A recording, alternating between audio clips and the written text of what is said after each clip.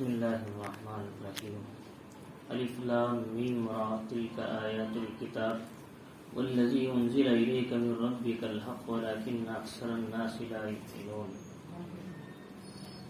شروع کرتا ہوں اللہ کے نام سے جو بڑا مہربان نہایت رحم والا ہے۔ اس سورت کا نام سورۃ الرعد ہے، مکیہ وہی 43 اس کے اندر 43 آیتیں ہیں، 40 پر 3 آیتیں و 6 رکوعات، 6 رکوع ہے۔ اس سورت کا نام اللہ رب العزت نے سورۃ الرعد دیا۔ رعد کے معنی آتے ہیں بجلی کی کڑک اور آواز کے۔ بجلی میں جو کڑک ہوتی ہے، آواز ہوتی ہے، جس سے انسان گھبرا جاتا ہے، پریشان ہوتا ہے، اسے کہتے ہیں رعد۔ رعد یعنی بجلی کی کڑک کی آواز، اسے کہتے ہیں۔ تو اللہ رب العزت نے اس کے اندر ایک جگہ اللہ تعالیٰ نے آگے بتایا کہ اللہ تعالیٰ یہ جو بجلی کی کڑک جو ہے، یہ بھی اللہ کی تسبیح اور تحمید میں لگی ہوئی ہے۔ دنیا اور کائنات کی تمام چیزیں اللہ کی یاد میں لگے ہیں، اور چاہے وہ انسان ہو، چاہے فرشتے ہو، چاہے وہ جنات ہو، چاہے کوئی اور دوسری مخلوقات ہو، چاہے وہ چرند ہو اور پرند ہو، چوپائے ہو، چاہے وہ جمادات ہو جیسے درخت یعنی پہاڑ ہیں وغیرہ، یا پھر نباتات ہو جیسے درخت ہیں، کھیت ہیں، یہ سب کے سب اللہ کی تسبیح میں لگے ہوئے ہیں۔ وَإِن مِّن شَيْءٍ إِلَّا يُسَبِّحُ بِحَمْدِهِ وَلَٰكِن لَّا تَفْقَهُونَ تَسْبِيحَهُمْ۔ ہر چیز اللہ کی تسبیح بیان کر رہی ہے، لیکن تم ان کی زبان نہیں سمجھ پاتے۔ یہ جو سائے ہیں درخت کے نیچے اوپر جھکتے ہیں، یہ بھی اللہ رب العزت کے سامنے سر جھکانے کی کیفیت اختیار کرتے ہیں۔ یہ سب اللہ تعالیٰ کی قدرت ہے۔ اللہ فرمانے کی رات جو فرشتہ ہے، ابھی کہ جو کڑک ہے بجلی کی، یہ بھی اللہ کی تسبیح میں مشغول رہتی ہے۔ تو اسی لفظ کو اللہ تعالیٰ نے مناسبت میں اس سورت کا نام سورۃ الرعد دیا۔ تو اللہ رب العزت فرمانے کی الف لام میم را، کہ یہ الف لام میم را یہ حروف مقطعات میں سے ہے۔ اس کے معنی اللہ کے سوا کوئی نہیں جانتے۔ واللہ عالم بمرادی، اس کا ترجمہ صاف یہ ہے، اس کی مراد اللہ ہی جانتے ہیں۔ تلک آیات الکتاب، یہ کتاب کی آیتیں ہیں کہ والذی انزل الیک من ربک الحق، جو اللہ رب العزت نے آپ کی رب کی طرف سے جو نازل کیا آپ پر، یہ برحق ہے، بالکل سچ ہے۔ وَلَٰكِنَّ أَكْثَرَ النَّاسِ لَا يُؤْمِنُونَ، لیکن اکثر لوگ ایمان نہیں لاتے۔ اللہ تعالیٰ نے یہاں پر تلک آیات الکتاب کہا، یہ کتاب کی آیتیں، اور وہ جو آپ کے رب کی طرف سے آپ پر نازل کی گئی وہ بھی برحق ہے۔ اللہ تعالیٰ نے وہ کا لفظ بیچ میں الگ سے لا کر یہ بتانا چاہتے ہیں، ایک تو قرآن مجید ہے اللہ کی کتاب، جس کی تلاوت کی جاتی ہے، صبح و شام پڑھا جاتا ہے، اور اس کو تراویح میں سنا جاتا ہے، سنایا جاتا ہے۔ یہ کلام ہے اللہ کی کتاب، پڑھی جانے والی وحی متلو جسے کہا جاتا، تلاوت کیا جانے والا وحی کا کلام ہے۔ ایک ہے کہ حکمت حدیث شریف، جو اللہ تعالیٰ نے یہی ان باتوں کو بھی نبی پاک علیہ الصلوۃ والسلام کے سینے پر اتارتے ہیں۔ نبی ان معانی کو لے کر اپنے الفاظ سے امت کے سامنے سناتے ہیں، ان کو حدیث کہا جاتا ہے۔ قرآن الفاظ بھی اللہ کے، معنی بھی اللہ کے، حدیث معنی اللہ کے، الفاظ نبی کے۔ یہ ہے حدیث اور کیا ہے قرآن میں فرق۔ اور قرآن کی تلاوت کی جاتی ہے، حدیث کی تلاوت نہیں کی جاتی۔ حدیث کو پڑھا جاتا ہے، سمجھا جاتا ہے۔ حدیث کی تلاوت صرف جو حدیث کے طلباء ہیں وہ کرتے ہیں۔ دارالعلوم دیوبند میں کہ جب وہ بخاری شریف پڑھتے ہیں بچے، تو اس میں کئی صفحے تلاوت کرتے ہیں حدیث کے۔ قال رسول اللہ صلی اللہ علیہ وسلم حدثنا قال بھی قال حدثنا، یہ بولتے بولتے بولتے تقریباً 2 صفحے تک تلاوت کرتے ہیں۔ یہ صرف کیا ہے پڑھنے کی حد تک ہے، لیکن عام طور پر جو کلام پڑھا جاتا ہے، تلاوت کی جاتی ہے، وہ کلام مجید ہے، جس کو یہ متلو کہتے ہیں۔ اور دوسری حدیث ہے، یہ بھی اللہ کے نبی پر اترا ہے، جیسا کہ اللہ کہہ رہے ہیں آپ پر اور آپ کے رب کی طرف سے جو نازل کیا گیا وہ بھی برحق ہے، یعنی وہ حدیث شریف ہے۔ تو لہذا اس سے کہ جیسے قرآن اللہ کی طرف سے آیا ہے، ویسے حدیث نبوی بھی اللہ کی طرف سے محمد الرسول اللہ صلی اللہ علیہ وسلم کو عطا کیا گیا ہے۔ اس لیے امام شافعی رحمۃ اللہ علیہ فرماتے ہیں وَيُعَلِّمُهُمُ الْكِتَابَ وَالْحِكْمَةَ، نبی کی ذمہ داری قرآن کی تلاوت کرنا، حکمت سکھانا، اور کیا ہے کتاب سکھانا، اور تزکیہ نفس یعنی لوگوں کے ذہنوں کو صاف کرنا روحانی بیماریوں سے۔ اس میں وَيُعَلِّمُهُمُ الْكِتاب کے ساتھ حکمت کا جو لفظ آیا ہے، امام شافعی رحمۃ اللہ علیہ فرماتے ہیں اکثر لوگوں کا اتفاق ہے مفسرین کا، حکمت سے مراد محمد الرسول اللہ صلی اللہ علیہ وسلم کی حدیث شریف ہے۔ تو چنانچہ نبی کی ذمہ داری جہاں قرآن پڑھ کر سنانا تھا، وہی حدیث شریف بھی امت کو سنانا تھا۔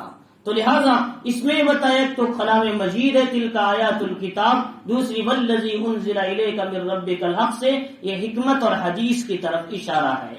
تو چنانچہ تو اللہ رب العزت نے آگے فرمایا ولیکن اکثر الناس لا یؤمنون، لیکن اکثر لوگ ایمان نہیں لاتے، نہ حدیث مانتے ہیں، نہ قرآن پہ احکام پہ چلتے ہیں۔ کچھ لوگ قرآن کو مانتے ہیں، حدیث کو نہیں مانتے، کچھ لوگ حدیث کو مانتے ہیں، قرآن کو نہیں مانتے، اور دونوں گمراہ ہیں۔ جو قرآن کو بھی مانتے ہیں، حدیث کو بھی مانتے ہیں، وہی سیدھے راستے پر چلنے والے ہیں۔ نبی پاک علیہ السلام نے فرمایا علیکم بالکتاب والسنہ، میری کتاب یعنی اللہ کی کتاب اور سنت کو مضبوطی سے پکڑو، تم گمراہ نہیں ہو سکو گے۔ تو چنانچہ اللہ رب العزت نے فرمایا قرآن ایک کتاب یعنی اللہ کی کتاب ہے، حدیث مبارکہ بھی نبی پر اتاری گئی ہے۔ اللہ الذی رفع السماوات بغیر عمد ترونها، اللہ کی ذات وہ ہے جس نے آسمان کو بغیر ستون کے بلند کیا۔ دنیا میں آپ کسی بھی کونے میں چلے جاؤ، کہیں بھی آسمان کے لیے ستون نظر نہیں آتا، اور اللہ تعالیٰ نے بغیر ستون کے بنائے، جبکہ ایک پینٹال ڈالنے کے لیے بڑے بڑے پینٹال کئی لکڑیاں اسے لگتے ہیں، لیکن اللہ نے اتنا بڑا آسمان بنایا لیکن کہیں بھی اس کے لیے ستون پلر نہیں ہے۔ وَإِلَى السَّمَاءِ كَيْفَ رُفِعَتْ، کیا نہیں دیکھتے آسمان کی طرف اللہ نے کیسے بلند کھڑا کیا؟ اللہ فرماتے ہیں، اور فرمایا کہ اللہ تعالیٰ نے کہ ترونہا جسے تم دیکھتے ہو کہ آسمان کو، ثم استوى علی العرش، پھر اللہ کی ذات عرش پر مستوی ہے، عرش پر قائم ہے۔ اللہ کیسے مستوی ہیں، کیسے بیٹھے ہیں، اللہ عالم، اللہ اسے زیادہ جانتے ہیں، لیکن ہے اللہ کی ذات عرش پر بیٹھی ہے۔ یہ اللہ کے لیے کچھ قرآن مجید میں الفاظ ہیں ید اللہ فوق ایدیہم، اللہ کا ہاتھ ان کے ہاتھوں کے اوپر ہے، ان کے اوپر اسی طریقے سے اللہ عرش پر بیٹھے ہیں۔ ایسی بہت سے الفاظ قرآن مجید میں آتے ہیں جس سے معلوم ہوتا ہے اللہ کو بھی ہاتھ ہے، اللہ کو بھی آنکھ ہے، اللہ بھی بیٹھتے ہیں، لیکن ہماری طرح نہیں بیٹھتے، ہماری طرح ہاتھ نہیں، ہماری طرح نظر نہیں، یہ ہماری سوچ سے باہر کی چیز ہے، ہم اسے سوچنے کی ضرورت نہیں، بس بیٹھتے ہیں تو بیٹھتے اپنے شائع نشان، اور پاؤں اللہ کا ہاتھ ہے تو اللہ کی طاقت کی طرف اشارہ ہے اپنے شائع نشان، لیکن اس میں بحث کرنے کی ضرورت نہیں۔ اس کو متشابہات کہتے ہیں۔ قرآن میں دو قسم کے احکام ہیں، ایک محکمات ہے، ایک متشابہات ہے۔ محکمات وہ ہیں حلال یہ ہے، حرام یہ ہے، جائز یہ ہے، ناجائز یہ ہے، اس کا یہ مطلب ہے صاف آ چکا ہے احکام، اس پہ عمل کر لو بس کافی ہے۔ متشابہات ہیں اللہ کو ہاتھ ہے، اللہ بیٹھتے ہیں، اللہ کے لیے فلاں ہے فلاں، اس میں متشابہات ہیں، اس میں گھسنا نہیں، گھسیں گے تو گمراہ ہو جاؤ گے۔ تو لہذا متشابہات میں بحث نہیں کرنا، ہم صرف محکمات احکام کو جاننا ہے، اس پہ عمل کرنا ہے۔ اللہ تعالیٰ نے فرمایا وَسَخَّرَ الشَّمْسَ وَالْقَمَرَ، اللہ نے سورج اور چاند کو مسخر کر دیا۔ سورج چکر لگاتا ہے سال میں پورا راؤنڈ ایک مرتبہ، سال میں ایک مرتبہ پورا راؤنڈ چکر لگا کر 360 دن ہوتے ہیں سورج کے، لیکن چاند ویسا نہیں، چاند ہر مہینہ جلدی جلدی جلدی چکر لگا کے مہینے میں پوری چکر لگا لیتا ہے۔ اسی لیے دیکھ قرآن مجید میں کیا ہے وَالْقَمَرَ قَدَّرْنَاهُ مَنَازِلَ حَتَّى عَادَ كَالْأُرْجُونِ الْقَدِيمِ، ہم نے چاند کی منزلیں طے کر رکھی ہیں، وہ چلتے چلتے چلتے بڑے سے پھر چھوٹا ہو کر واپس لوٹتا ہے، جیسے کھجور کی سوکھی ٹہنی ہوتی ہے اس طرح پھر چھوٹا ہو جاتا ہے۔ یہ اللہ تعالیٰ نے قرآن میں سورہ یاسین میں بتایا۔ تو چنانچہ یہ چاند ہے کیا مہینے میں چکر لگا لیتا ہے، تیز ہے، لیکن سورج ایسا نہیں، 6 مہینے لگتے ہیں اسے چکر لانے، 1 سال ہوتا ہے چکر لگانے میں۔ چنانچہ اسی لیے بعض جو ایسے ممالک ہیں جو جن کو کیا ہے یہ جو سورج ہے ادھر سے نکل کر یہ اوپر جانے تک، یہ جو ادھر سے نکل کر یہ اوپر جانے تک جو 6 مہینے لگتے ہیں، پھر اوپر سے نیچے آنے تک 6 مہینے لگتے ہیں، تو ادھر سے جو نیچے سے اوپر جانے تک اوپر جو بستیاں ہیں ان کو کیا ہے ہمیشہ رات ہی رات رہتی ہے، ان کو دن نظر نہیں آتا کیونکہ سورج نہیں گیا. سورج ابھی ان ممالک سے گزر رہا ہے، ان ممالک سے گزر رہا ہے، ابھی اس ملک تک نہیں گیا، روشنی نہیں ملی. سائبریا کے علاقے ہیں جہاں پر 6 مہینے کی رات ہی رات ہوتی، پھر وہ سورج جب اوپر جاتا ہے 6 دن ہو جاتا ہے وہاں، پھر وہ نکل کر بھی نیچے کے جو لاسٹ ملک ہیں گڑے کی ان ملکوں تک آنے میں ان کو 6 مہینے تک کیا ہے رات ہی رات رہتی ہے. تو لہذا ایسے ملک کچھ ہیں جن کے اندر نماز کی ٹائمنگ کا بڑا مسئلہ ہے. ہمارے پاکستان کے حضرت شیخ الاسلام مفتی تقی عثمانی دامت برکاتہم ان ممالک میں جا کر نماز کے ٹائمنگ بتا کے آتے ہیں، تو وہاں طے کرتے ہیں ان کے ذریعے سے نماز کی ٹائمنگ. دور دور ممالک میں حضرت کو ٹکٹ لگا کر بہترین کمروں میں آپ کو ٹھہرا کر آپ سے دینی مسائل کو معلوم کیا جاتا ہے حضرت کی شخصیت سے. تو اللہ تعالیٰ نے ان کو بہت ہی مقام دیا، دیکھنے میں سادی نظر آتی، لیکن اللہ تعالیٰ نے علم تقوی میں اور علم تفسیر اور حدیث اور فقہ میں ہر زبان میں اللہ نے مہارت عطا کی. مصر کے اندر قاہرہ میں ایک مرتبہ آپ کو دنیا کے 500 اہم شخصیات میں جب آپ کا تقابل کیا گیا، آپ پہلے نمبر کی شخصیت تھی دنیا کے اندر علم میں اور عمل میں اور تقوی میں، آپ کو ایوارڈ دیا گیا.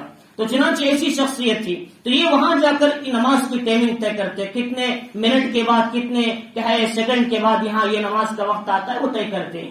تو چنانچہ اس کا ذکر بھی نبی پاک علیہ السلام نے قیامت کی علامتوں کے قریب سمجھایا ہے، اور اس کے بعد یہ بتایا کل یجری لاجل مسمى، اور یہ سورج اور چاند ہمارے لیے کام کر رہے ہیں. سورج بھی آ رہا ہے، دن جا رہا ہے، پھر چاند آ رہا ہے، روشنی دے رہا ہے، سب کام چل رہے ہیں. وَكُلٌّ يَجْرِي لِأَجْلٍ مُّسَمًّى، ہر ایک وقت مقررہ تک کام کریں گے، چلتے رہیں گے اور چلیں گے.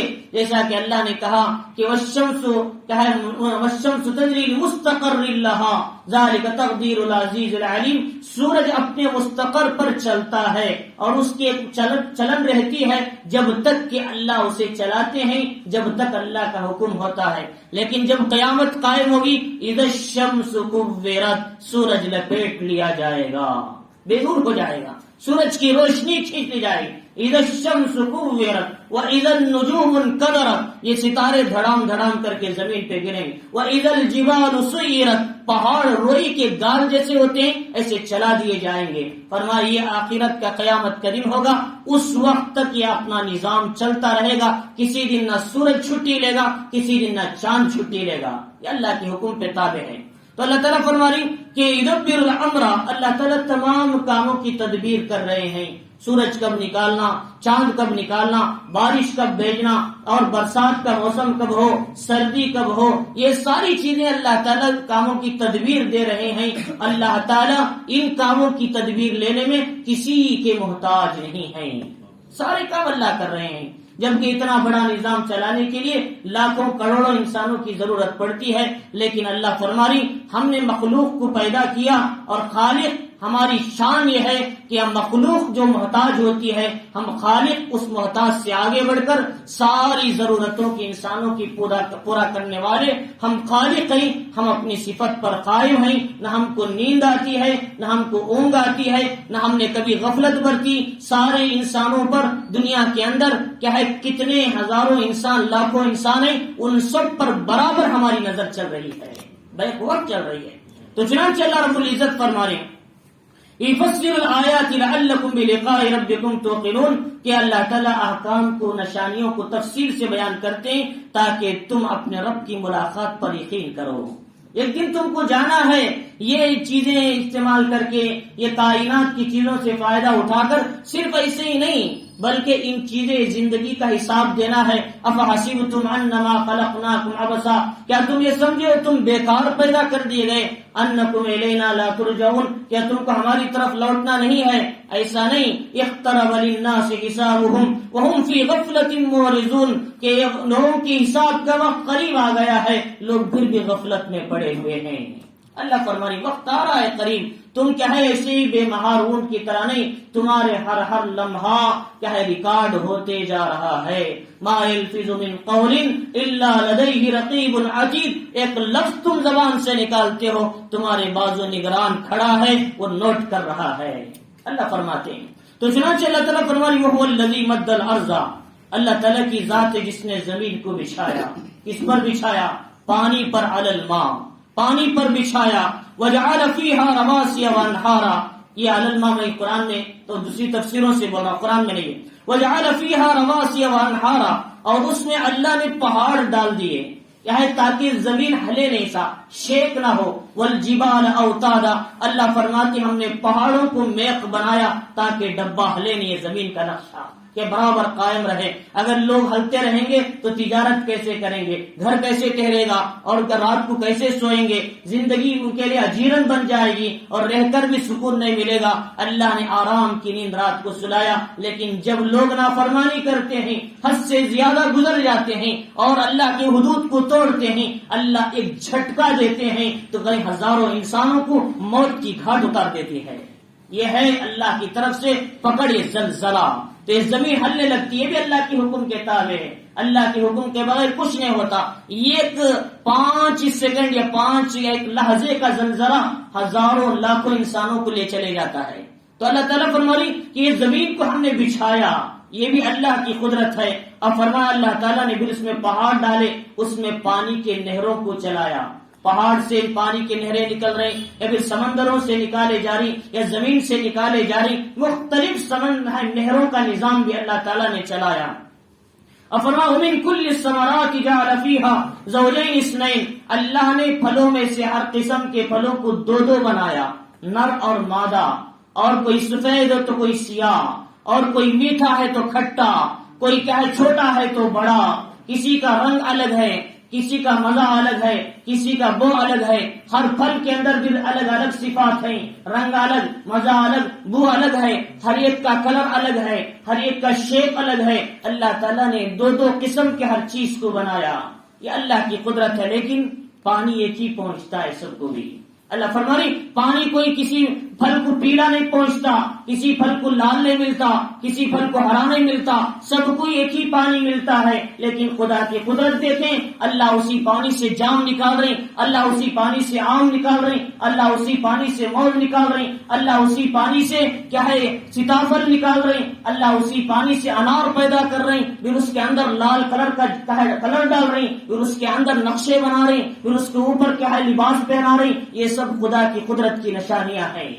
اللہ فرمانی کہ لہذا پانی ایک ہی پہنچتا ہے. وَيُسْقَى مِن مَّاءٍ وَاحِدٍ، اور فرماتے ہیں کہ ان سب کو پانی ایک ہی ملتا ہے. آگے فرما رہے اللہ تعالیٰ يُغْشِي اللَّيْلَ النَّهَارَ، پھر اللہ تعالیٰ نے دن کو رات پر ڈھا دیتے ہیں، یعنی رات کو دن پر چھا جاتی ہے تو رات چھپ جاتی ہے، رات آ جاتی ہے، یا پھر ایک رات پر دن آ جاتا ہے تو چھپ جاتی ہے، دن دکھائی دیتا ہے. اللہ تعالیٰ نے یہ ترتیب نظام بنایا. اور اس کے بعد اللہ تعالیٰ فرماری ان فی ذلک لآیات لقوم یتفکرون، بے شک غور و فکر کرنے والی قوم کے لیے اس میں نشانیاں ہیں. اللہ رب العزت نے آگے بتایا وفی الارض قطع متجاورات، اللہ تعالیٰ فرمانی کہ زمین جو ہے زمین، اس کے اندر بھی حصے الگ الگ ہیں. کوئی حصہ ایک دم نرم ہے، اس میں پھل اگانے کی طاقت ہے، کھیت ہوتی ہے. یہ پھل یعنی زمین ایسی ہے، سخت ہے، شور ہے، اس کے اندر کوئی چیز نہیں ٹکتی، پانی بھی جذب نہیں کرتا. ایسی زمین کے قطعے بھی ہیں. کچھ زمین کے قطعے ایسے ہیں جو گڑھے میں ہیں، کچھ اونچائی پر ہیں. تو زمین کے حصے بھی الگ الگ اللہ تعالیٰ نے پیدا کیے. اور اللہ تعالیٰ فرمانی وَجَنَّاتٌ مِّنْ أَعْنَابٍ، پھر انگور کے باغ نکالے، وَزَرْعٌ کھیتیاں نکالی، وَنَخِيلٌ صِنْوَانٌ غَيْرُ صِنْوَانٍ يُسْقَىٰ بِمَاءٍ وَاحِدٍ، اور اس میں بھی درخت جو ہے اس کے آگے نکل کر کئی شاخیں نکل جاتی ہیں. کل بغیر شاخ کا ایک ہی درخت ہے اوپر تک، جیسے کھجور کا درخت ہے، اس کے لیے کوئی تنے یعنی الگ الگ شاخیں نہیں، کچھ شاخوں والے بغیر شاخوں والے. سنوان کہتے ہیں ایک جڑ سے 2 حصے نکلنا، کہیں ڈھالیاں نکلنا. اسی لیے محمد الرسول اللہ صلی اللہ علیہ وسلم نے فرمایا چچا کیا ہے باپ کا سینو ہوتا ہے. سینو کا مطلب جڑ ایک ہی ہے باپ، لیکن اس کا ایک بھائی ادھر ہے ایک بھائی ادھر ہے، تو دو جڑ اسے ملے ایک باپ سے جا کر، اس لیے سینو کہا. یہاں قرآن مجید کہتا ہے یہ تنا ہے جڑ ہے، لیکن اس سے نکلنے والے ڈھالیاں جو تنے اور بھی دو دو تین تین نکل جاتے ہیں، اور کچھ ہے بغیر تنے کے. اللہ تعالیٰ فرمانی ان سب کو ایک ہی پانی ملتا ہے، لیکن یہ سب اللہ کی قدرت ہے. اس میں غور تو کرو. اللہ تعالیٰ فرمانی ونفضل بعضها على بعض في الاكل، اللہ تعالیٰ نے پھلوں میں بھی ایک کو دوسرے پر فضیلت عطا کیا. کچھ ایسے پھل ہیں جو قیمتی ہیں، ان پھلوں کو کھایا جاتا ہے. جیسے ہمارے یہاں عام طور پر کیا ہے کیوی کی جسے کہتے ہیں کیوی فروٹ، جس کے کھانے سے اندر پلیٹس بڑھتے ہیں، خون بڑھتا ہے، طاقت. یہ پھل ایک الگ فضیلت رکھتا ہے. آم الگ فضیلت رکھتا ہے، جام کے الگ کیا ہے اس کے فائدے ہیں. ہر پھل کے اللہ تعالیٰ نے فائدے بھی رکھے پھر فضیلت بھی دی اس پر. یہ سب اللہ کی قدرت کی نشانیاں ہیں. اللہ تعالیٰ فرمانی کہ ان فی ذلک لآیات لقوم یعقلون، بے شک عقل رکھنے والی قوم کے لیے نشانیاں ہیں. اللہ کیسا فرمائی غور کرنے والی قوم کے لیے نشانیاں، عقل رکھنے والی قوم کے لیے نشانیاں، تاکہ اپنے پروردگار کے پاس پہنچنے کا یقین آ جائے. جب یہ ساری چیزیں اللہ پیدا کر رہے ہیں پھر تعجب کیوں انسان کو مرنے کے بعد زندہ کرنا کون سا بڑا مشکل کام ہے. اللہ تعالیٰ فرمائے تعجب کیوں کرتے ہیں. اللہ تعالیٰ نے بغیر کسی ذریعے اور اسباب کے ساری چیزوں کو پیدا کر رہے ہیں. انسان کو بغیر کسی نمونے کے پیدا کیا، پھر انہیں ہڈیوں کو جوڑنے پر ان کفار مکہ کو پریشانی کیا ہے، تکلیف کیوں ہے، یہ لوگ کیوں بحث کر رہے ہیں. اللہ تعالیٰ حضور صلی اللہ علیہ وسلم سے پوچھتے ہیں ان تعجب، اگر آپ کو تعجب ہے تو فعجب قولہم، ان کے بعد بھی بڑی تعجب کی بات معلوم ہوتی ہے. یہ لوگ کہتے ہیں اذا کننا ترابا، جب ہم مٹی ہو جائیں گے، ائنا لفی خلق جدید، کہ ہم دوبارہ نئی پیدائش میں اٹھیں گے. یہ لوگ تعجب میں پوچھتے ہیں. اللہ فرماتی ان کو تعجب کیوں ہے. جب انہوں نے ماں کے پیٹ میں قطرے کی شکل میں گئے تھے، کیا کوئی نمونہ لے کر گئے تھے میں ایسا بنوں گا، یا کوئی اسٹرکچر لے کر گئے تھے میں ایسا بنوں گا، یا کوئی اس سے پہلے کوئی نظام اندر بنا ہوا تھا کہ اسے دیکھ کر انسان بنتا چلے جائے؟ کچھ بھی نہیں. صرف پانی کا قطرہ پہنچا، اس سے گوشت کا لوتڑا بنا، پھر اس کے بعد ہڈیاں بنی، ڈھانچہ بنا، اسے خوبصورت شکل دی گئی. یہ تین کیا ہے اللہ تعالیٰ اندھیریوں میں، ماں کے پیٹ کا اندھیرا، جھلی کا اندھیرا، رحیم کا اندھیرا، 9 مہینوں میں اللہ تعالیٰ بچے کی پیدائش کے اندر ترقی دیتے دیتے کامل بچہ بنا کر پیدا کرتے ہیں. یہ اللہ کی کیسی عظیم قدرت ہے. بغیر نمونے کے اللہ نے انسان کو پیدا کیا. پھر یہ مری ہوئے انسان کی ہڈیوں کو جوڑنا، اس پر کیا تعجب کی بات ہے. پھر بھی اہل عرب کیوں تعجب کی بات کر رہے ہیں. اللہ تعالیٰ سوال کر رہے ہیں. اللہ رب العزت نے آگے فرمایا اولئک الذین کفروا بربہم، یہ وہ لوگ ہیں جنہوں نے اپنے رب کا انکار کیا، کفر کیا. اولئک الاغلال فی اعناقہم، یہ تو دنیا میں ان کے لیے تو انجام ہے، اور ان کے لیے ان کی گردنوں میں توق ڈالا جائے گا، اور کیا ہے ان کے گردنوں میں کیا ہے زنجیر ڈالی جائے گی. اور فرمایا اولئک اصحاب النار، یہ لوگ دوزخ والے ہیں، ہم فیہا خالدون، اس میں ہمیشہ ہمیشہ رہیں گے. قرآن مجید میں کہ ان کو پکڑ کے جہنم کے بیچ میں گھسیٹو، پھر ان کو کہے ثم صلو، ان کو بیڑیاں پہناؤ، اور کہے ذرعوہا 70 ذراعا فاسلکو، جو یہ بیڑی جو اس کی ہوگی 70 ہاتھ لمبی بیڑی ہوگی، اسے پہنایا جائے گا. اللہ تعالیٰ فرمانی بنا کر اس کو کھینچا جائے گا جہنم کے اندر، تو پھر اس کا انجام کیا ہوگا.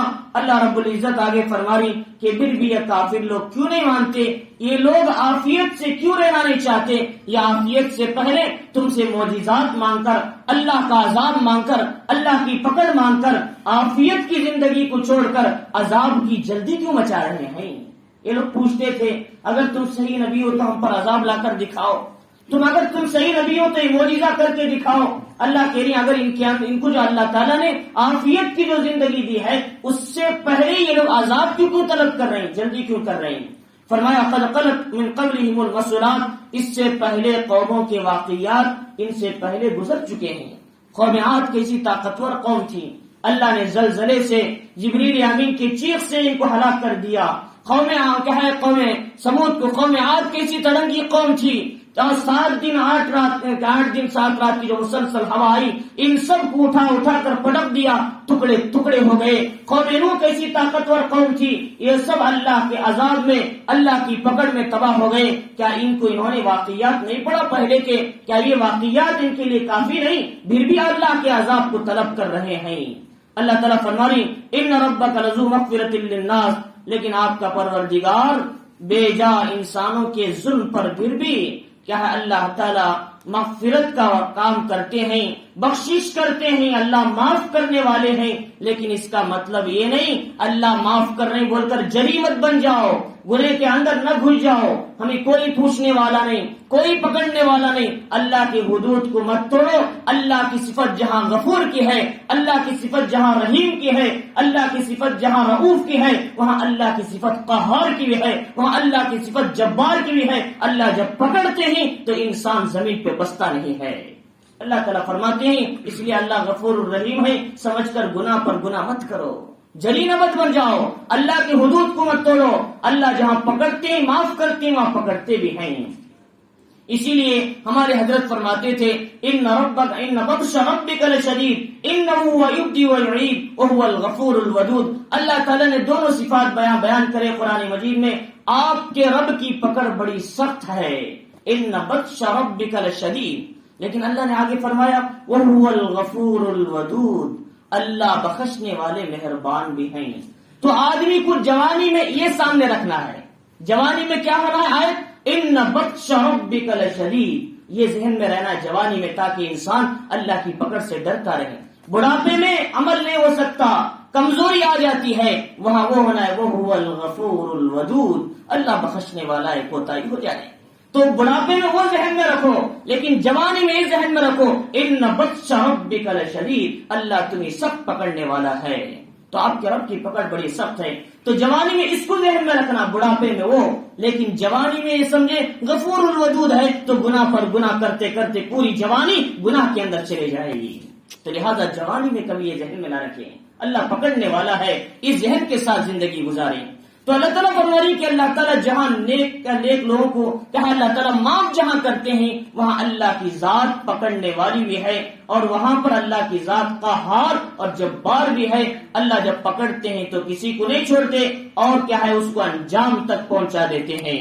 اللہ رب العزت نے آگے بتایا کہ اللہ تعالیٰ نے اس کے بعد یہ بتایا کہ اللہ تعالیٰ نے کہ ان ربک لشدید العقاب، اللہ تعالیٰ نے فرمایا آپ کا پروردگار بڑا سخت پکڑنے والا بھی ہے۔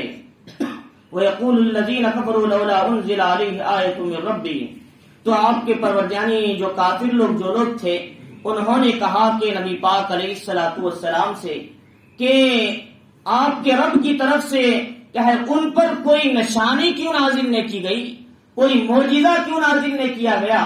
نبی پاک علیہ الصلوۃ والسلام سے وہ کافر مشرک کہا کرتے تھے کہ آپ کے رب کی طرف سے کوئی نشانی آسمان سے کیوں نہیں اتری، کوئی معجزہ کیوں نازل نہیں کیا گیا تاکہ ہم آپ پر ایمان لائیں دیکھیں۔ اللہ تعالیٰ فرمانی انما انت منذر ولکل قوم ہاد، فرمایا نبی آپ کی ذمہ داری صرف ڈرانا ہے، آپ کی ذمہ داری تبلیغ ہے، بتا دینا ہے، معجزات کو لا کر ان کو کیا ہے بتانا تمہاری ذمہ داری نہیں ہے۔ معجزات میں مصلیحت سمجھتا ہوں، کبھی کبھی اتارتا ہوں، لیکن تمہارے ہاتھ میں معجزات نہیں۔ معجزہ میری طرف سے آتا ہے، کرامت میری طرف سے ہوتی ہے۔ معجزہ پیغمبروں کے ہاتھ پہ ہوتا ہے، کرامت ولیوں کے ہاتھ پر ہوتی ہے، یہ دونوں میرے حکم سے ہوتے ہیں، اپنی طاقت سے نہیں چلتے۔ لہٰذا یہ ایک معجزہ پوچھے گا، آج سما دوسرا آدمی دوسرا معجزہ پوچھے گا، پرسوں تیسرا آدمی تیسرا معجزہ پوچھے گا، تو یہ معجزہ ہی دکھاتے بیٹھو گے یا پھر دعوت و تبلیغ کا کام کرو گے؟ لہٰذا ان کے پیچھے مت پڑو، آپ کی ذمہ داری آپ پہنچانا ہے، پہنچا دیجئے، ہدایت پر آنا نہ آنا اب ان کو ہدایت پر لانا میری ذمہ داری ہے، اسے چھوڑ دیجئے۔ چنانچہ اس سے پہلے قوموں کے پاس بھی نبیاں آئے، ان کی قوموں نے ماننے والے مانے، نہ ماننے والے نہ مانے، لیکن ہر قوم کو ان کو عذاب آنے سے پہلے ان کو پیغمبر کے ذریعے آگاہ کیا گیا، ان کو انفارمیشن دیا گیا، ان کو سمجھایا گیا، اس کے بعد ہی ہماری پکڑ آئی ہے، اس سے پہلے نہیں۔ ہماری پکڑ آئی اس سے پہلے نہیں، پکڑ نہیں آئی۔ تو اللہ رب العزت فرمائی کہ اے نبی آپ کی ذمہ داری یہ ہے کہ آپ صرف ڈرانا ہے، ان لوگوں کے پوچھنے پر معجزات دکھانا آپ کی ذمہ داری نہیں۔ لہذا ایک مرتبہ کفار مکہ نے یہ کہا کہ اگر تم حقیقت میں اللہ کے نبی ہو تو چاند کو 2 ٹکڑے کر کے دکھاؤ.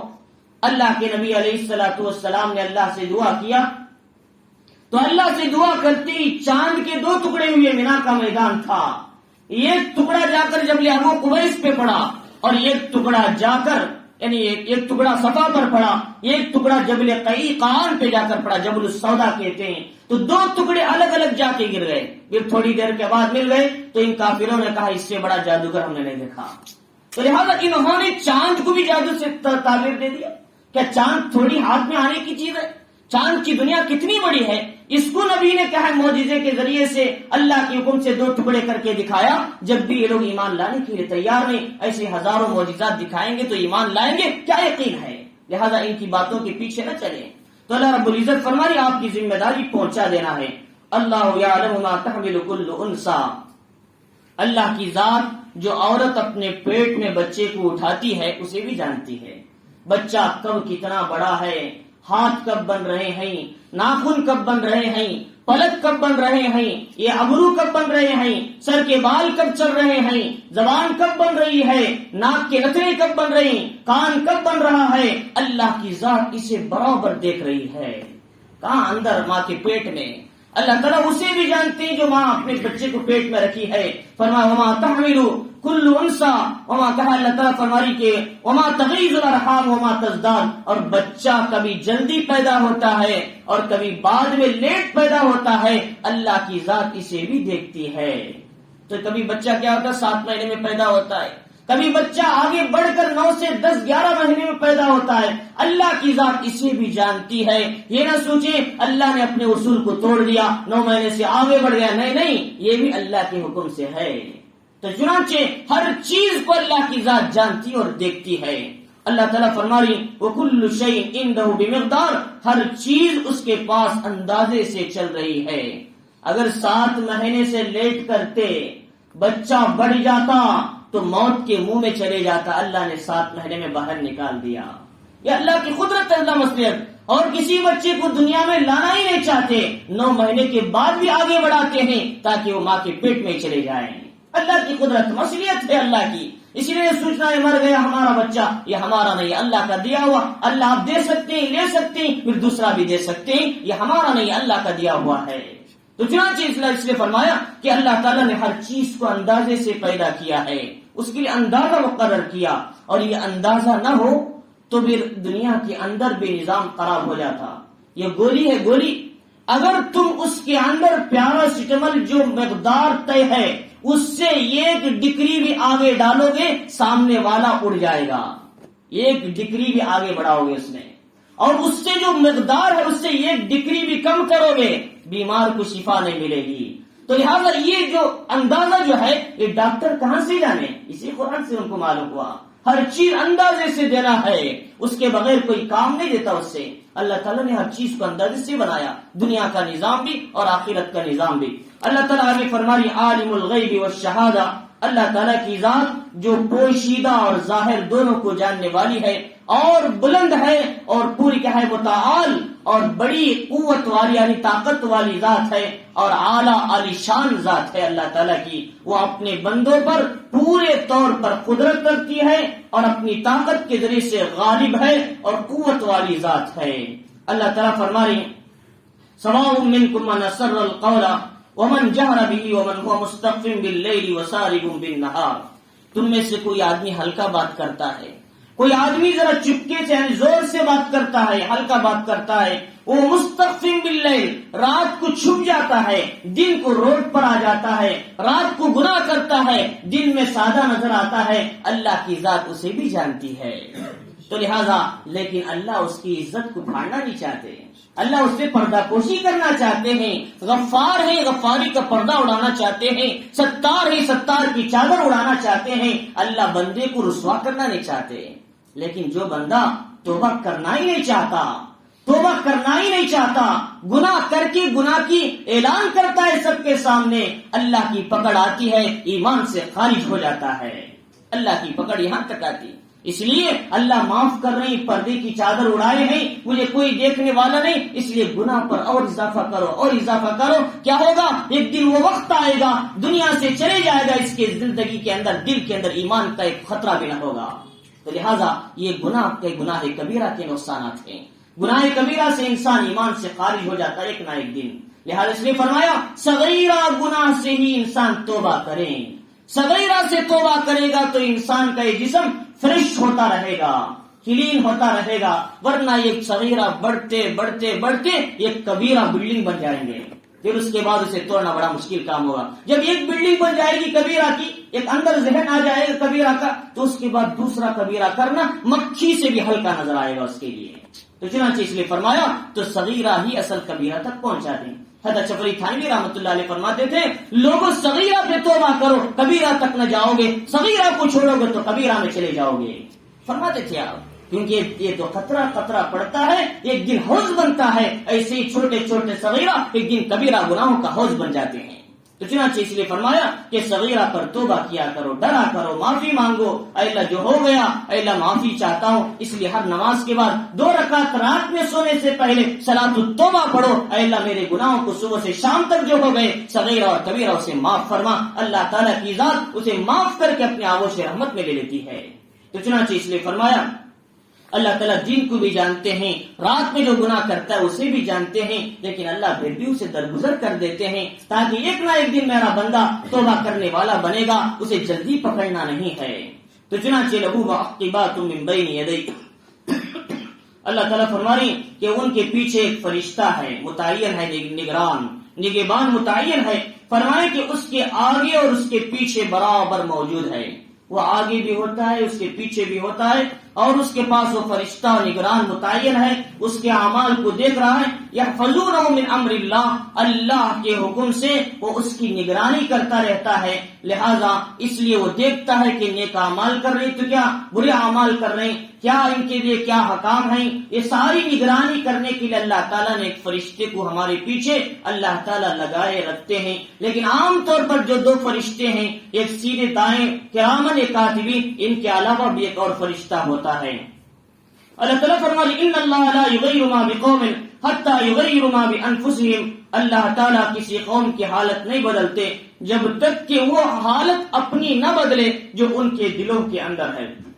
ان کے دلوں کے اندر جو اگر غلط خیالات ہیں اور برے راستے ہیں، وہ اپنے دل کی صفائی کر کے سیدھے راستے کی طرف آنا نہیں چاہتے، اللہ بھی اسے چھوڑ دیتے ہیں، جا اسی انجام پہ رہے، ایک نہ ایک دن تیرا انجام برا ہو جائے گا. لیکن تو آنا نہیں چاہتا میری طرف، توبہ کرنا نہیں چاہتا، اصلاح نہیں چاہتا، تو میں تجھے چھوڑ دیتا ہوں. لیکن اصلاح چاہتا ہے، ذرے بھی فکر ہے تیرے دل میں اصلاح کی، میں تجھے ایک نہ ایک دن معاف کر کے تیرے گناہوں کو صاف کر کے تجھے جنتی بنا دیتا ہوں. اللہ تعالیٰ فرماتے ہیں.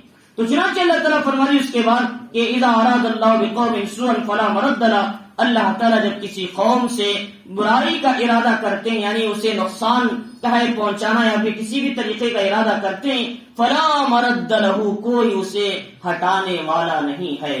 اللہ جب کسی کو نقصان پہنچانا چاہے کوئی ہٹا نہیں سکتا. فرعون جیسی طاقتور اور لشکر جرار کے اندر رہنے والا جب اسے اللہ کی پکڑ آئی، اس کی 7 لاکھ کی فوج اسے بچا نہ سکی، 7 لاکھ کی فوج اسے بچا نہ سکی. لیکن اللہ رب العزت نے جب جس کے ساتھ نیکی کا ارادہ کرتے ہیں، پوری مصر کی قوم اور فوج مل کر حضرت موسیٰ کو قتل کرنا چاہا، لیکن اللہ نے فرعون کے گھر میں پال کر بڑا کر کے ان کو پیغمبر بنا دیا. تو اللہ تعالیٰ جب کسی کو بچانا چاہتے ہیں، کسی کو نفع دینا چاہتے ہیں، کوئی اسے نقصان نہیں پہنچاتا. تو اللہ رب العزت فرما رہے کہ وما لهم من دونه من وال، اور ان کا کوئی اللہ کے سوا مددگار کارساز نہیں ہو سکتا. جو اللہ تعالیٰ جسے نقصان پہنچانا چاہتے ہیں، جس کے ساتھ برائی کا ارادہ کرتے ہیں، هو الذی یریکم البرق، وہی ذات ہے جو تمہیں بجلی دکھاتا ہے خوف اور امید کے ساتھ. یعنی آدمی بجلی دیکھتے ہیں تو مسافر ڈرنے لگتے ہیں کہ اوپر نہ گر جائے، اور جو گھروں میں بیٹھے ہیں ان کو اطمینان ہوتا ہے بارش ہوگی تو ہماری کھیت بڑھے گی، ہمارے پھل خوب سبزاور ہوں گے، یہ ان کے دلوں کے اندر امید ہوتی ہے. لیکن جو آدمی باہر چلتا ہے اسے ڈر ہوتا ہے کہیں بجلی اوپر نہ گر جائے. حدیث شریف میں آتا ہے، مفسرین اکرام نے لکھا ہے اللہ تعالیٰ بجلی مسلمان پہ بھی گراتے ہیں، غیر مسلم پہ بھی گراتے ہیں، لیکن جو اللہ کے ذکر کے ساتھ چلتا ہے بجلی اس پر نہیں گرتی۔ اللہ کا ذکر جس کے ساتھ لگا ہوا ہے، ہمیشہ اللہ کے ذکر کے ساتھ لگا رہتا ہے، اللہ اس پر بجلی کو نہیں گراتے، اللہ اسے شر سے بچا لیتے ہیں۔ تو لہذا اس لیے فرمایا کہ آدمی کو چاہیے کہ 24 گھنٹے اللہ کی یاد کے ساتھ، ذکر کے ساتھ زندگی گزاریں، اور بازار میں جائیں تو بھی اللہ کا ذکر ہو، تجارت کی کہے دکان کے اندر بیٹھے جب بھی اللہ کا ذکر ہو، ملازمت کی کرسی پر ہیں خالی ہیں اللہ کا ذکر ہو، قرآن کی تلاوت ہو، یا پھر جس حال میں بھی وہ انسان سوائے بیت الخلاء استنجا کے ہر حال میں وضو کے ساتھ بغیر وضو کے اللہ کا ذکر کرتے رہیں، اللہ رب العزت اس سے ہر شر سے محفوظ فرماتے ہیں۔ تو چنانچہ اللہ رب العزت نے فرمایا کہ اللہ تعالیٰ ڈراتے ہیں اسے بجلی سے خوف اور امید دے کر، وَيُنشِئُ السَّحَابَ الثِّقَالَ، اور پانی سے بھرے بادلوں کو اللہ تعالیٰ پیدا کرتے ہیں۔ جو سمندر کا پانی آتا ہے، اس سے جو بھاپ نکلتی لوٹ مارتا ہے، تو یہ بھاپ نکل کر اڑتے اڑتے آسمان پہ چلے جاتا ہے، ایک جگہ جم جاتا ہے، یہ پانی جو بھاپ کی شکل میں سمندر سے گیا اوپر کلاؤڈ بادل بن جاتے ہیں، یہ آسمان پہ کلاؤڈ بن جاتے ہیں۔ تو ورنہ کہ یہ بادل جو ہے ٹھہر جاتے ہیں، تو اس کے بعد ایک فرشتے کو حکم ہوتا ہے جاؤ اسے ہانکو، جس ملک میں جانا ہے برسات ہونی ہے وہ ہانک کر لے جاتے ہیں، ادھر برسات ہونے لگتی ہے۔ یہ اللہ کا نظام ہے۔ تو اللہ تعالیٰ فرمانے کہ بادلوں کو، وزندار بادلوں کو اللہ کیسے اٹھا رہے ہیں؟ کیا ہم میں سے کوئی پانی کا یہ پجر اٹھا سکتا ہے؟ ٹینکی کو اٹھا نہیں سکتے۔ اللہ نے ایسے بڑے بڑے بادلوں کو آسمان پہ ٹھہرایا، وہاں کون سی چین لگا کے ٹھہرائے ان کو؟ تو یہ اللہ کی قدرت کو دیکھیں، اگر ایک بادل گر جائے یہ پورا انتپور ختم ہو جائے، اتنا پاورفل ہوتا ہے بادل کا گڈھا۔ اس لیے جو برسات ہم پر آتی ہے، یہ برسات بہت دور سے آتی ہے، کئی حصوں کو ٹکرا کر آئے گی، جب جا کر انسان محفوظ ہوتا ہے، ورنہ ڈائریکٹ انسان کے سر پر پڑے انسان کے جسم میں چھید بن جاتے ہیں۔ اتنا پاور ہوتا ہے برسات کے خطروں میں، لیکن اللہ نے انسانوں کو اس شر سے محفوظ رکھنے کے لیے بیچ میں رکاوٹیں پیدا کی، ان سے ٹکر لے کر آتے ہوئے ہلکی سی ہو جاتی ہے۔ یہ اللہ کی قدرت کی نشانی ہے۔ تو اللہ رب العزت فرمائی کہ وَيُسَبِّحُ الرَّعْدُ بِحَمْدِهِ وَالْمَلَائِكَةُ مِنْ خِيفَتِهِ، اور کیا ہے رات جو فرشتہ ہے، بجلی کی کڑک ہے، اور دوسرے جو فرشتے ہیں وہ اللہ کے خوف سے کیا ہے اس کی تسبیح اور اس کے حمد کے ساتھ کرنے لگ جاتے ہیں۔ تو یہ رات کے بارے میں محمد الرسول اللہ صلی اللہ علیہ وسلم سے پوچھا رات کیا ہے؟ فرمایا ایک فرشتہ ہے جو بادلوں پر متعین ہے، اس کے ہاتھ میں کیا ہے انگار کا کوئلہ ہے، جب وہ مارتا ہے تو اس سے چمک نکلتی ہے۔ وہی ہم بادل دیکھ چمکتا ہے جو بادل بجلی گرجتی ہے، تو یہ فرشتے کی ذمہ داری بادلوں کو ہانکنا ہے، بادلوں کو ذمہ داری پہ لگانا ہے۔ یہ رات فرشتہ ہے، لیکن یہ فرشتہ بھی ابھی ایک بجلی کی کڑک بھی اللہ کی تسبیح میں مشغول ہے۔ لہذا جب بھی بجلی کی کڑک ہو، ہمارے علماء نے، بزرگوں نے لکھا یہ آیت پڑھ لیا کرو، یسبح الرعد بحمدہ والملائکۃ من خیفتہ، تو یہ بجلی کی کڑک میں ہلکا پن آ جاتا ہے، اللہ اس کے شر سے حفاظت فرماتے ہیں۔ تو چنانچہ جب یہ دیکھیں بجلی کی کڑک گھبراہٹ تو اس آیت کو پڑھ لینا چاہیے۔ اسی لیے وہ حدیث میں بھی آتا ہے کہ جنہوں نے سفر میں جا رہے تھے، خلی نے ان کو مارنا چاہا تو انہوں نے فوراً یہ آیت زبان سے نکالی، یسبح الرعد بحمدہ والملائکۃ من خیفتہ، تو پیچھے سے فرشتہ آیا جو اس آیت کا ذمہ دار تھا، وہ آیا اس کی گردن اڑا کے چلا گیا۔ جو دشمن تھا اللہ نے ایمان نماز کے ذریعے اس خلی کی حفاظت فرمائی، وہ رات فرشتہ تھا، ذمہ دار تھا اس آیت کا۔ تو اللہ رب العزت فرمانی وَيُرْسِلُ الصَّوَاعِقَ فَيُصِيبُ بِهَا مَن يَشَاءُ، اللہ تعالیٰ بجلی کو بھیجتے ہیں، پہنچاتے ہیں، اور جس پر گرانا ہے اس کو گرا دیتے ہیں اور ختم کر دیتے ہیں۔ چنانچہ محمد الرسول اللہ صلی اللہ علیہ وسلم کے زمانے میں ایک بڑا مالدار آدمی تھا، صحابی رسول کو بھیجا جاؤ اسے ایمان کی دعوت دو۔ انہوں نے جا کر ایمان کی دعوت دیا تو اس نے پوچھا تم جس خدا کی طرف مجھے بلا رہی وہ کس میٹل کا خدا ہے؟ اس نے کہا لوہے کا ہے، تانبے کا ہے، چاندی کا ہے، یا پھر کیا ہے کسی اور دھات کا ہے۔ تو دوبارہ ان کو سمجھایا، اور تیسری بار سمجھایا، اور چوتھی بار اس نے نہ سمجھا، اللہ نے بجلی گرا کر اسے راکھ کے برابر کر دیا۔ اللہ تعالیٰ فرمائی ہم جس پر چاہتے ہیں اسے گرا کر تباہ کر دیتے ہیں، ختم کر دیتے ہیں، اسے نام و نشان ہی مٹا دیتے ہیں۔ تو اللہ تعالیٰ فرمائی وَهُمْ يُجَادِلُونَ فِي اللَّهِ، یہ اللہ کے بارے میں جھگڑتا ہے۔ اللہ کس میٹل کا ہے، کہاں کا ہے، فلاں کا ہے؟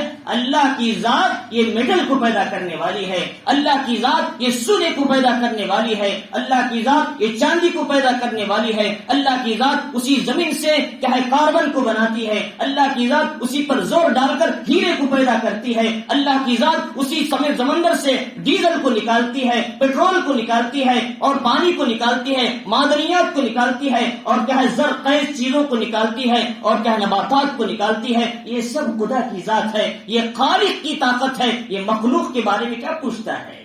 اللہ تعالیٰ فرما رہے ہیں، تو فرمائے کہ وہ شدید المحال، اور اللہ تعالیٰ کے بڑے ہی قوت والے طاقت والے ہیں، اللہ کب کس انداز سے انسان کو پکڑتے ہیں۔ فرما لہو دعوت الحق، تو اسی کو پکارنا حق ہے، اللہ ہی کو پکارنا حق ہے، اللہ کو چھوڑ کر کسی اور کو پکارنا بے انصافی ہے، ظلم ہے، زیادتی ہے۔ اللہ ہی کو صرف پکارو، اللہ ہی کو خدا جانو، اللہ ہی کو حاجت روا سمجھو، اللہ ہی کو مشکل کشا سمجھو، تو اللہ ہی کو پکارنا، کسی اور کو نہیں پکارنا۔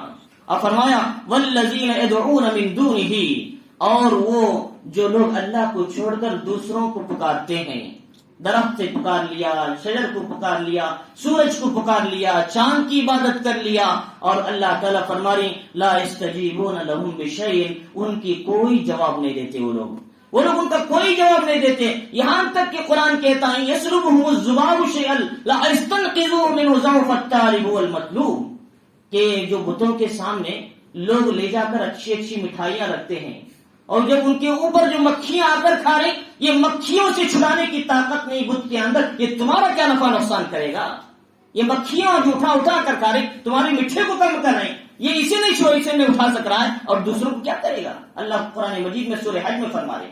تو چنانچہ اللہ تعالیٰ فرما رہے کہ یہ ان کا کوئی جواب نہیں دیتے، جیسے اللہ کباسط کفہ الی الماء، جیسے پانی گر رہا ہے پہاڑ کے اوپر سے، اسے پیاس لگی، اس نے ہاتھ ایسے لمبے کیا، ہاتھ ایسے لمبے کرتے ہی پانی آ کر ہمارے منہ میں پڑے گا؟ نہیں پڑتا، کیونکہ اس پانی کو پتا نہیں وہ کیا ہے، وہ جمادات میں سے ہے، اور اسے پتا نہیں ہے کہ ہم سامنے والا کیا مانگ رہا ہے، سامنے والی کو کیا ضرورت ہے، اسے کیا دینا چاہیے، اور دینا چاہے تو بھی پانی اڑ کر نہیں آ سکتا، اس کے پاس پائپ رکھنا پڑتا ہے، موٹر آن کرنا پڑتا ہے، یہ سارے مسائل ہیں۔ تو بالکل ویسے جو آدمی ہاتھ لمبا کر کے اور یہ سوچے کہ میرے منہ میں پانی آ جائے جیسے ناممکن ہے، ایسے ان بتوں کی طرف ہاتھ پھیلا کر ان سے فائدے کی امید رکھنا بھی ناممکن ہے۔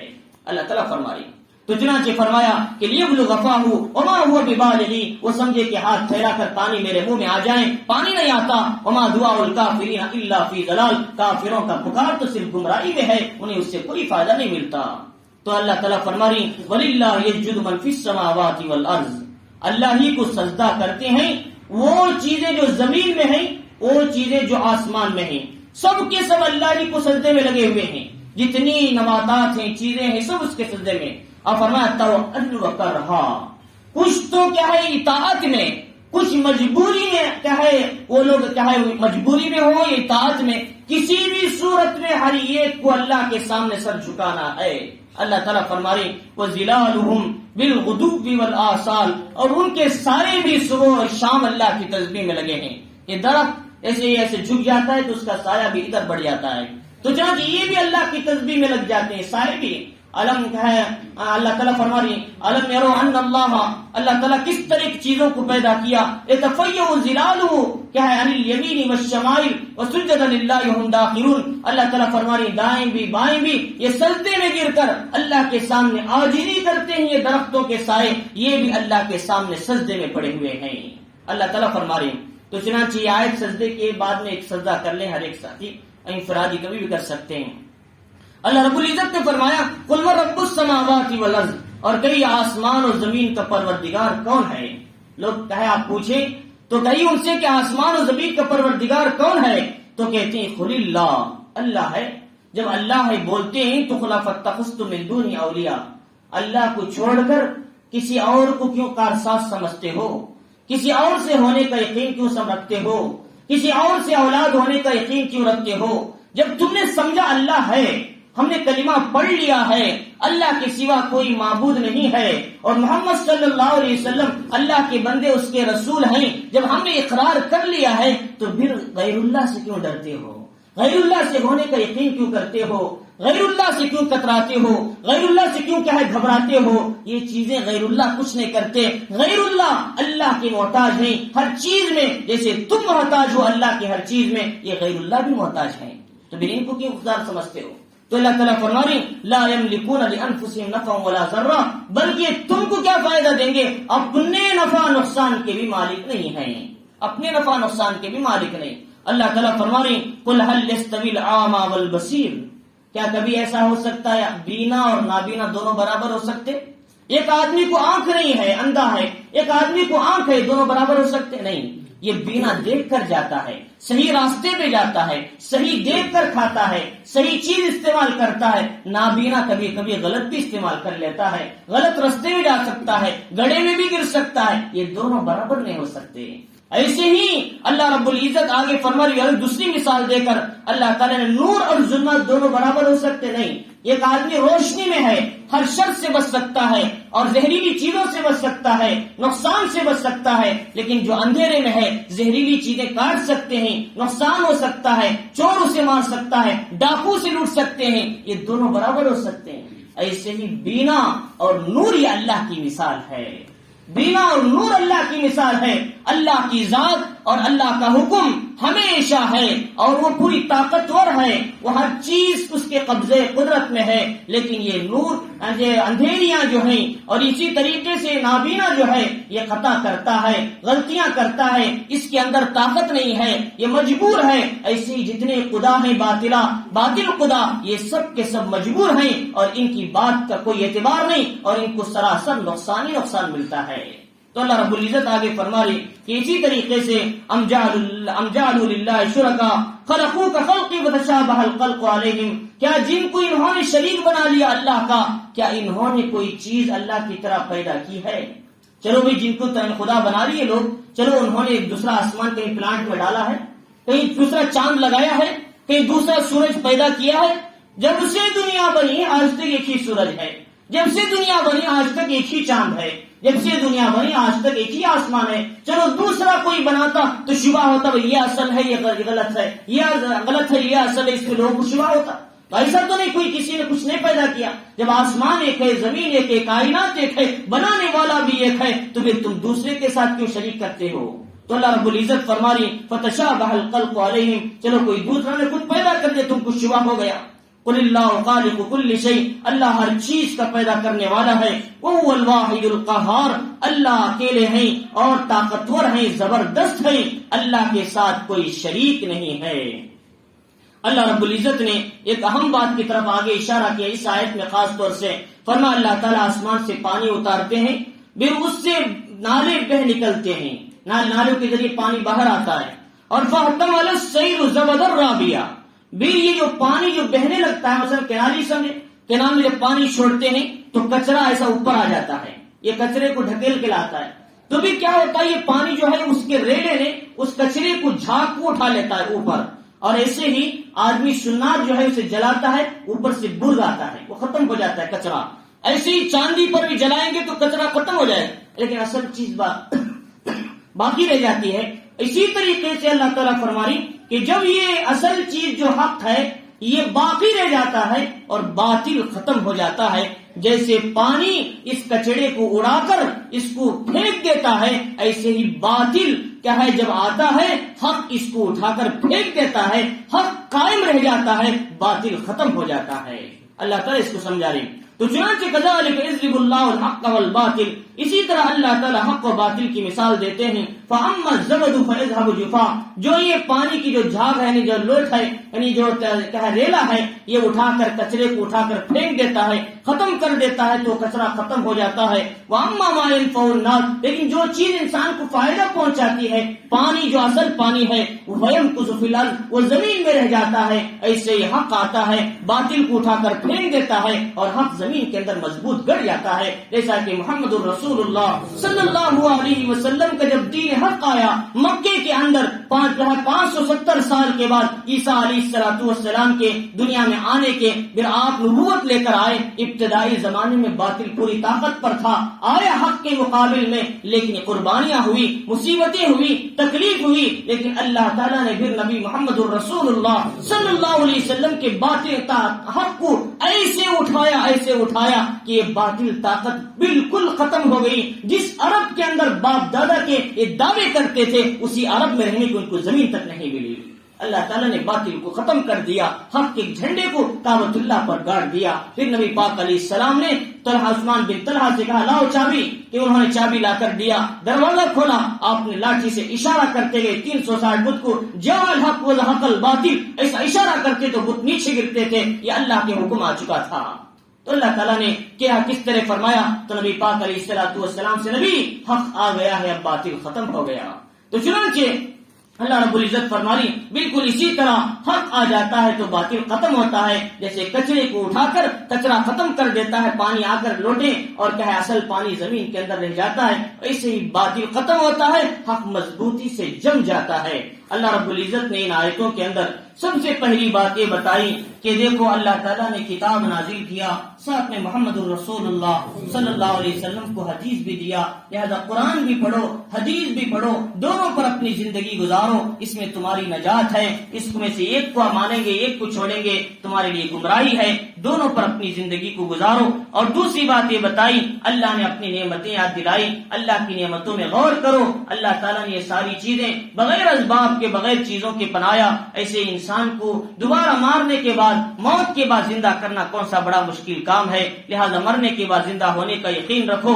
اللہ تعالیٰ فرمانی کہ ہم چاہے ہر چیز کو جانتے ہیں, ماں کے پیٹ میں بچہ بڑھتا اور گھٹتا ہے, جو کچھ بھی ہے وہ سب جانتے ہیں, نیک بخت بنتا ہے یا برا بنتا ہے اس کا بھی ہم کو علم ہے. اللہ تعالیٰ نے آگے فرمایا کہ یہ جو اللہ تعالیٰ جسے ختم کرنا چاہتے ہیں اللہ بجلی گرا کر اسے ختم کر دیتے ہیں. یہ بادلوں کا نظام چلایا, یہ ساری کائنات کا ذرہ ذرہ, یہ بادل, یہ گرج, یہ چیزیں سب کے سب خدا کی تسبیح میں لگے ہیں, اس کی تعریف میں لگے ہیں, اور دنیا کی ہر چیز اس کے سامنے سجدہ کرتی ہے, یہ سارے بھی سجدہ کرتے ہیں. لہذا تم اللہ کی مان کر چلو, اللہ کے ساتھ شریک مت کرو. جب تم نے اقرار کر لیا اللہ ایک ہے تو پھر دوسروں کو کیوں اللہ کے ساتھ شریک کرتے ہو. اور یہ بات بھی واضح ہے, اگر تم شریک کرتے ہیں اس بنیاد پر کہ انہوں نے کوئی دوسری چیز بنائی, آسمان زمین, جب نہیں بنایا, یہ کائنات سب میری بنائی ہوئی ہے, تو پھر مجھے خدا ماننے میں تم کو شک کیا ہے؟ پھر تم غیر اللہ کو کیوں ڈرتے ہو, غیر اللہ سے کیوں مانگتے ہو؟ مانگنا ہو تو مجھ سے مانگو, میں دن رات صبح اور شام اور ہر حال میں تمہیں دیکھ رہا ہوں, تمہاری دعاؤں کو سنتا ہوں, تمہارے جواب دیتا ہوں, تمہارے لیے جو نعمتیں تمہیں ضرورت سمجھتا ہوں دنیا میں مصلحت کے طور پر دنیا میں دیتا ہوں, لیکن جو دنیا میں مصلحت نہیں سمجھتا میں آخرت کی بینک میں رکھتا ہوں, یا وہ بھی مناسب نہیں سمجھتا تمہیں آنے والے بلاؤں سے تمہیں محفوظ کر دیتا ہوں. تو اللہ رب العزت ہمیں ان آیتوں کو سمجھنے اور حق بات پر زندگی گزارنے, باطل سے بچنے کے اللہ تعالی ہم سب کو توفیق عطا فرمائے.